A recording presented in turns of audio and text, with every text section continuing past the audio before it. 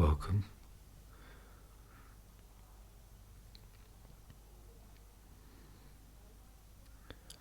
Just like to start today's episode by checking in with your body and your inner energy field as well. And perhaps these can be used as an anchor to just settle yourself or to come into the present moment before we begin today.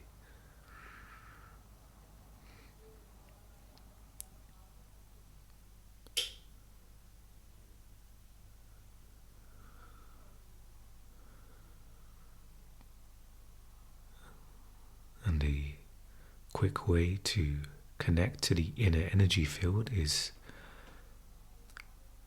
a practice Eckhart suggests, is to hold your hands up in front of you and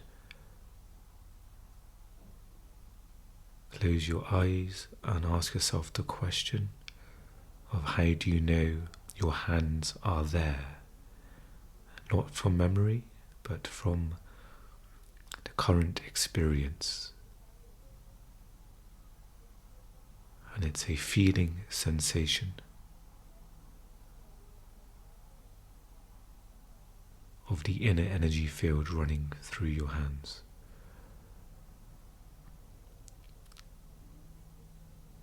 And perhaps you can expand that awareness into your feet as well. These are two places where usually the inner energy field is strongly felt. And perhaps that can also gently expand into the rest of the body, which may not come so quickly or be felt as strongly.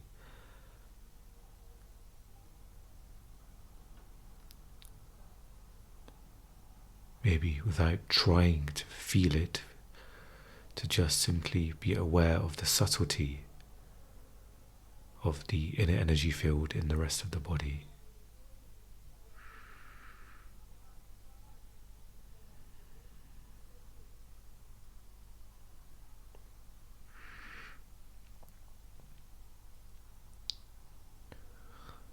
So today, again, we'll be picking up from where we left off with the power of now.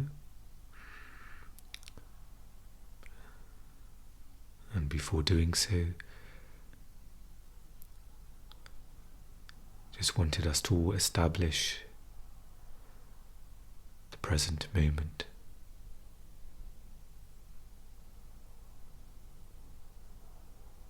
Sometimes I find when putting on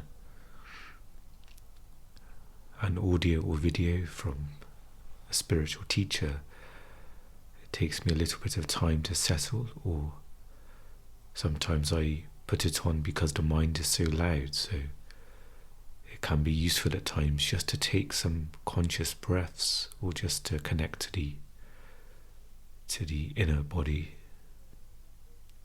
and that way to be able to absorb what is being said. Be less resistance from the mind, less noise, and more clarity.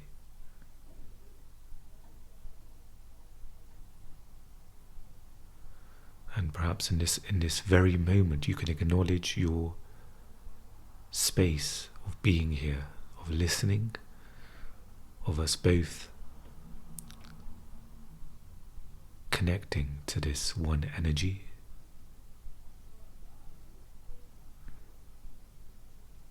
Perhaps if you're feeling alone or lonely, perhaps we can share this connection in this very moment. We are sharing this vast space. We are this observing presence. We are the vast space where thoughts and emotions are coming. The emotion of loneliness, of fear, are simply appearing in the vast space that we are.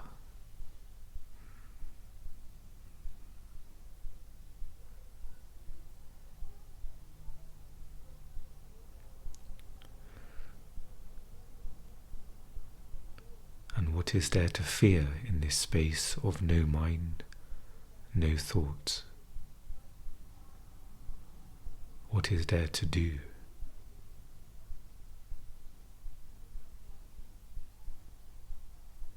There is simply being.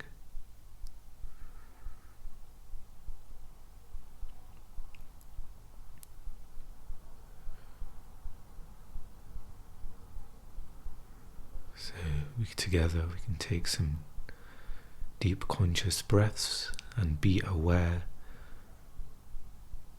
that we are taking an in-breath, and also be aware of our out-breath, breathing in and breathing out.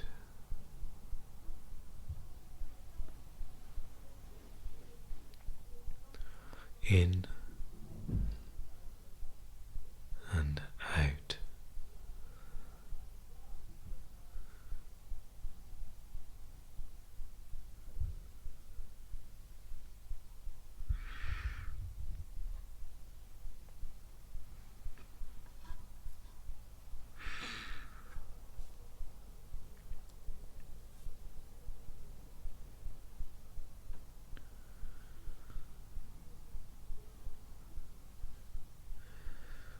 So we left the power of now at the title Conscious Depth. And we talked about space and time.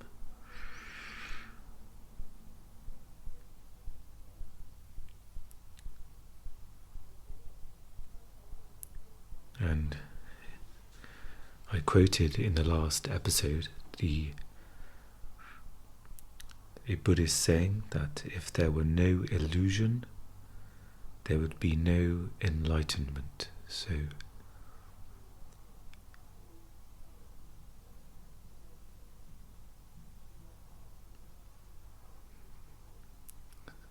when you catch yourself, when the mind is running its patterns, its conditioning, you can almost smile in recognition of, there it is. There is that reaction, the deep-seated patterns of the mind, and you can know that it's not personal to you, they are not you. And you can just simply let them go, let them run on, and just remain as the underlying witness of what comes and goes. So, conscious death.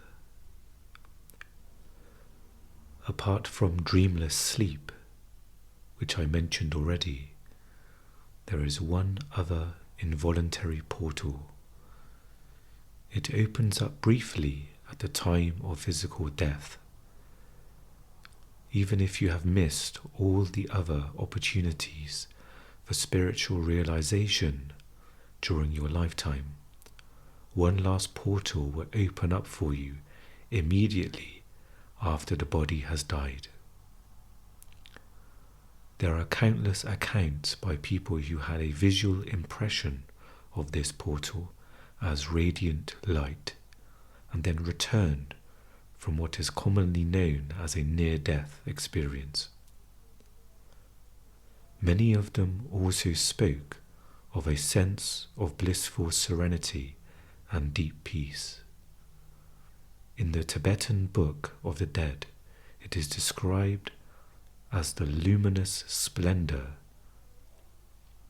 of the colorless light of emptiness, which it says is your own true self. This portal opens up only very briefly, and unless you have already encountered the dimension of the unmanifested in your lifetime, you will likely miss it. Most people carry too much residual resistance, too much fear, too much attachment to sensory experience, too much identification with the manifested world. So they see the portal, turn away in fear, and then lose consciousness. Most of what happens after that is involuntary and automatic. Eventually, there will be another round of birth and death. Their presence wasn't strong enough yet for conscious immortality. Question: so going through this portal does not mean annihilation? And this is the answer Eckhart is given. As with all the other portals, your radiant true nature remains, but not the personality. In any case, whatever is real or of true value in your personality is your true nature shining through. This is never lost. Nothing that is of value, nothing that is real, is ever lost. Approaching death and death itself, the dissolution of the physical form, is always a great opportunity for spiritual realization. This opportunity is tragically missed most of the time, since we live in a culture that is almost totally ignorant of death, as it is almost totally ignorant of anything that truly matters. Every portal is a portal of death, the death of the false self. When you go through it, you cease to derive your identity from your psychological, mind-made form. You then realize that death is an illusion, just as your identification with form was an illusion. The end of illusion. That's all that death is. It is painful only as long as you cling to illusion.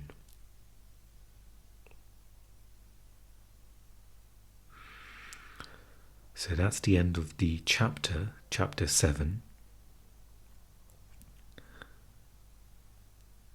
And the next chapter is titled Enlightened Relationships. But before reading on, I will just touch upon what we have absorbed.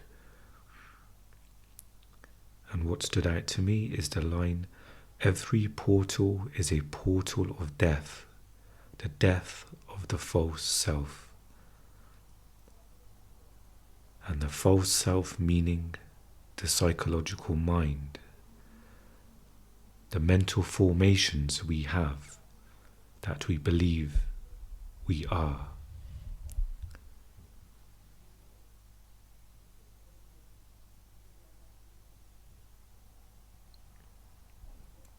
And what we are moving towards, or we are moving towards the permanent death of the false self. That's not to say our personality will disappear. As Eckhart says here, what is true, what is real will remain.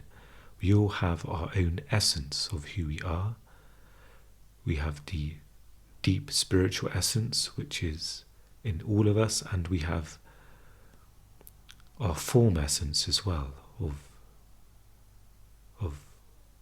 how we are. And this, you can perhaps look at our physical forms, even in perhaps identical twins there are minute differences. And then of course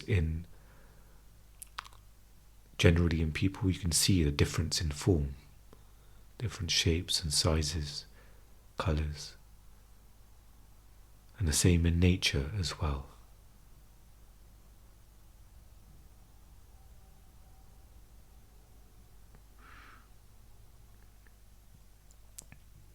But ultimately, underneath of that, we are all that same essence, that oneness, which is why the outer form is not of great importance. And as we move on, as we progress, or as we mature, when you're seeing people or interacting with them, you will be interacting with their essence, not looking at them through the mind, which has many interpretations about what somebody looks like. As we've gone through our life, we've developed meanings for if somebody is looking in this way or that way, or acting in this way or that way, then that means they are this label or that label. They're a nice person or they are not a nice person. But now we are looking or interacting from the place of being, so everything is fresh in the moment. We are not carrying the history of that person with us. And this may take some maturity and perhaps some time for that to be our practice, especially those close to us, because we may have a very dense image of that person, a very dense history of maybe some pain that person has caused us, or some interpretation and meanings. Instead of looking at that person as if seeing them for the first time, where everything is fresh, there is no mental baggage you're carrying with you while you're looking at that person. There is no image of who you think that person is. And this is, of course, easier done with strangers because there isn't that history there. There'll still be the interpretations of the visual sense of that person, but there also won't be that history, so it'll be easier to perhaps connect and look deeper within that person, and not a mental formation of who you think that person may be.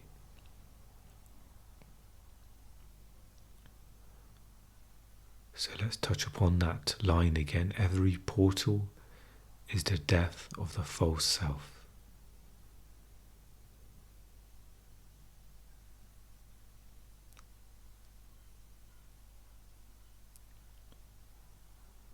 Sometimes we can see or interpret or think when we go into a state of presence, it's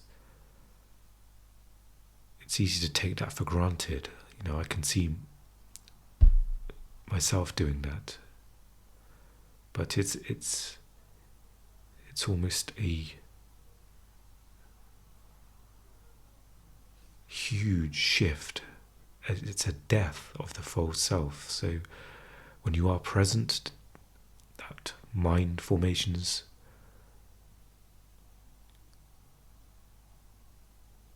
are dissolved.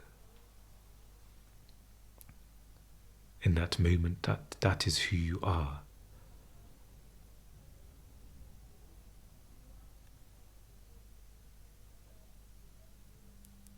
And usually spiritual teachers say most people on this path, it's a gradual process where perhaps there'll be longer periods of time being in presence, less time being in the mind. And there are few who suddenly it happens, such as Eckhart or Mooji, where the suffering is so great. It's described as almost a self-destruction of the psychological self, the death, permanent death of the psychological self, where it doesn't come back. But for us and for me, there will be brief moments where there'll be the psychological death, and then the mind will come back, which is fine, it's okay. This is the nature of the mind to think, and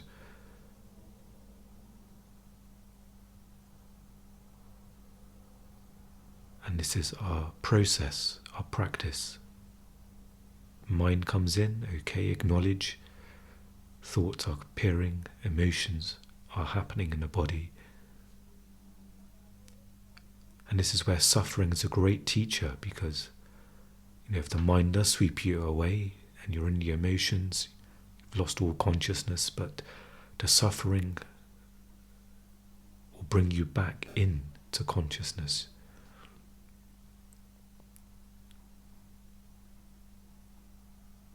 When the pain of that suffering is so great, you're realizing that no,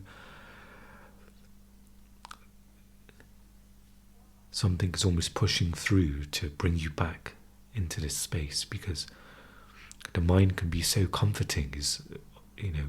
We are so deeply conditioned in the mind. It's, for me at least, it's a very warm place at times, and it's very alluring.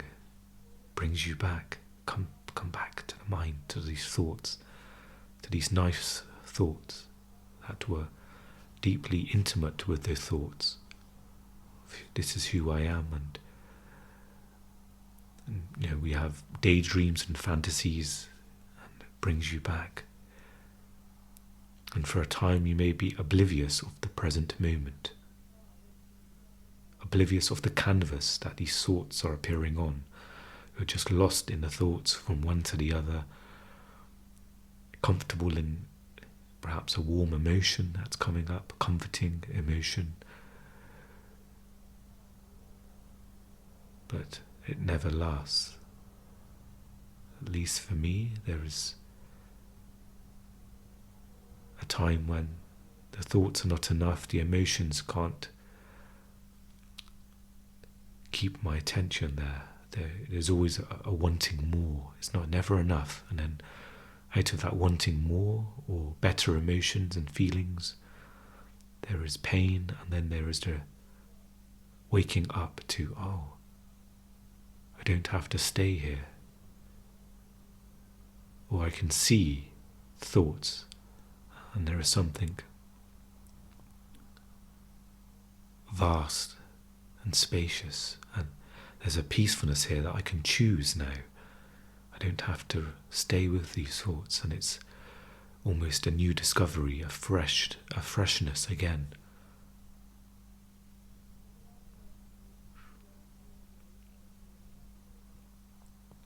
So stepping into presence is a death of the false self. It's, we use language quite flippantly. Okay, I'm doing this mindfully, and then back in the mind, and then, okay, let's be conscious for a bit. But there's a huge depth to stepping into the now. You're connecting to the unlimited, to the limitless. If we imagine that, I talked about before, the vastness of space, the billions of galaxies, so vast, and stepping in and connecting to that which is greater than that. The vast space is appearing in the now.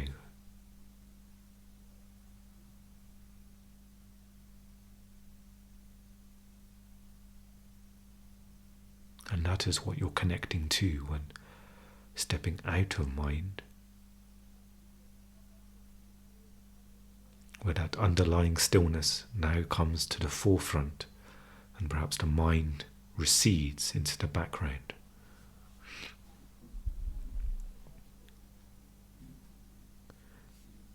Okay. So I'm not sure how long more I will read on for. I'm conscious of the time as well, so not sure how long I would like to make this episode, but perhaps we can read on a little more and see where it goes. So chapter 8, Enlightened Relationships. Enter the now from wherever you are. And it starts with a question here as well from the reader. I always thought that true enlightenment is not possible except through love in a relationship between a man and a woman. Isn't this what makes us whole again? How can one's life be fulfilled until that happens? Now this is a question from the reader, and perhaps as a suggestion not to look too much in regards to the definition of a relationship. Perhaps we can, if that's something that doesn't sit right with you, just a man and a woman, we can just refer to this as a relationship between two beings. A loving relationship between two beings. Isn't this what makes us whole again? And how can one's life be fulfilled until that happens, of being in love?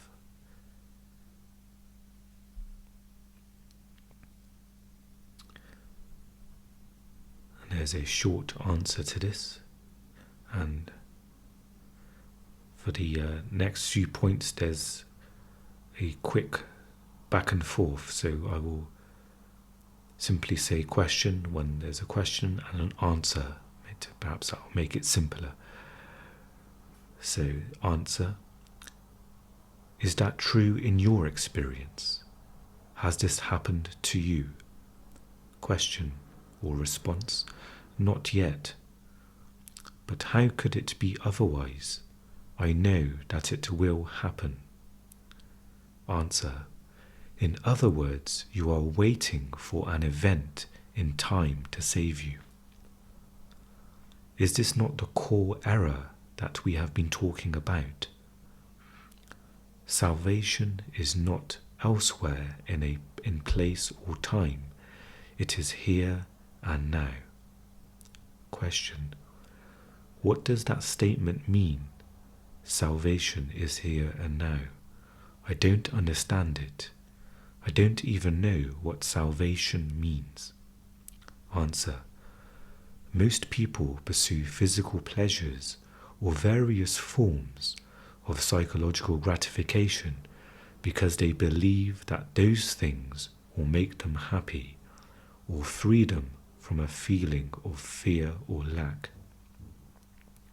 Happiness may be perceived as a heightened sense of aliveness, attained through physical pleasure, or a more secure and more complete sense of self, attained through some form of psychological gratification. This is the search for salvation from a state of unsatisfactoriness or insufficiency. Invariably, any satisfaction that they obtain is short-lived, so the condition of satisfaction or fulfillment is usually projected once again onto an imaginary point away from the here and now. When I obtain this or am free of that, then I will be okay. This is the unconscious mindset that creates the illusion of salvation in the future. True salvation is fulfillment, peace, life in all its fullness. It is to be who you are, to feel within you the good that has no opposite, the joy of being that depends on nothing outside itself.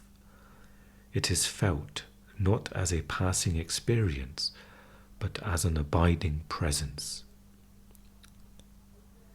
In theistic language, it is to know God, not as something outside you, but as your own innermost essence.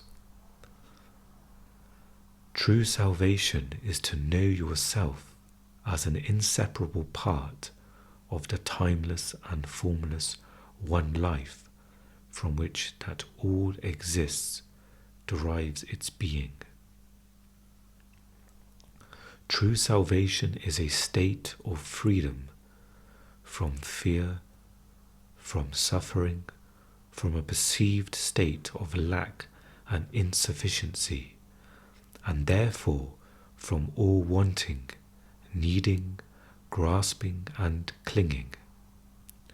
It is freedom from compulsive thinking, from negativity, and above all, from past and future as a psychological need.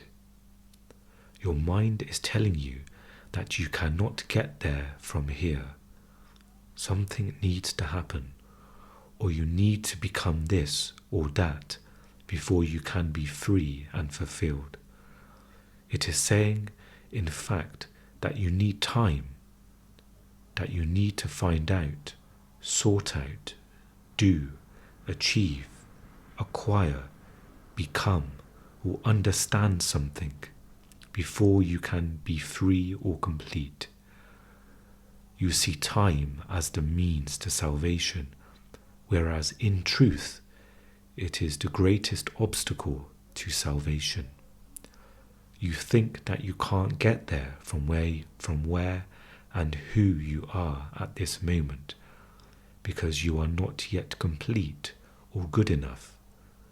But the truth is that here and now is the only point from where you can get there. You get there by realizing that you are there already. You find God the moment you realize that you don't need to seek God. So there is no only way to salvation. Any condition can be used, but no particular condition is needed. However, there is only one point of access, the now. There can be no salvation away from this moment. You are lonely and without a partner. Enter the now from there. You are in a relationship. Enter the now from there. There is nothing you can ever do or attain that will get you closer to salvation than it is at this moment. This may be hard to grasp for a mind accustomed to thinking that everything worthwhile is in the future. Nor can anything that you ever did or that was done to you in the past prevent you from saying yes to what is and taking your attention deeply into the now. You cannot do this in the future. You do it now or not at all. So that's the end of that section, and I will read no further for this episode. I will let what we have read settle, and I encourage you to, listen to what is being read as many times as you need to, to hit the rewind, to go back and re-listen if needed.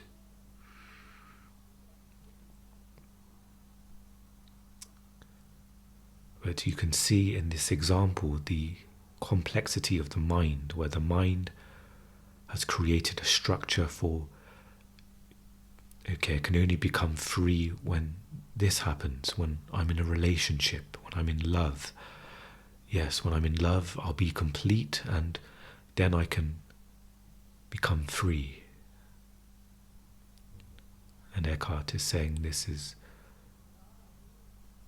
time is the greatest obstacle, because time is always, it's always out of your grasp. When this happens, but when that happens, then this is going to happen as well. There's always a next. And Eckhart is saying the simplicity of now. This is the only access point to salvation, to freedom. It's in this moment. Everything else is mind. When this happens, when I achieve this or do this, and it's deeply conditioned in us as well. I feel it a great deal. I can use my example of not working at the moment. And my psychological self is very deflated, is very, I'm lacking self-esteem, but that's all in the mind. That's a thought in the mind that I'm not good enough, and all of these thoughts come up, and there's all these conditions that, okay, I need to be in a relationship, for me to be happy, or I need to be working. And yes, on their own level, there'll be some level of fulfillment there, and perhaps on some level it may help my spiritual progression in the way of not getting those things, but eliminating the mental structure around it. And perhaps there's some healthiness to the mind, but the most important thing is here and now. You don't need any specific conditions of life to enter the now and to be free in this moment. Yes, these things may help in the long term and in the big picture. We talked a lot about before of having a healthy mind, which may involve keeping the mind active, by doing some kind of work or some creativity. Being in a relationship it may give you some emotional nourishment. But this is all secondary. Most important is here and now. There is no specific conditions needed. Just the attention and the awareness of this moment.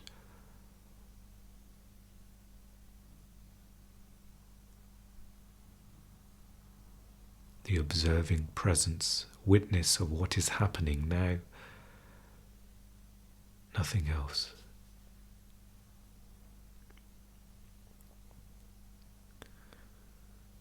Thank you for joining me for today's episode.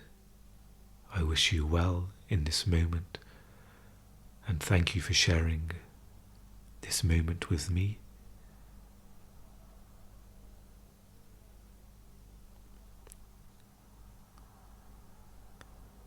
And as always, I will speak to you again in the next episode. Take care.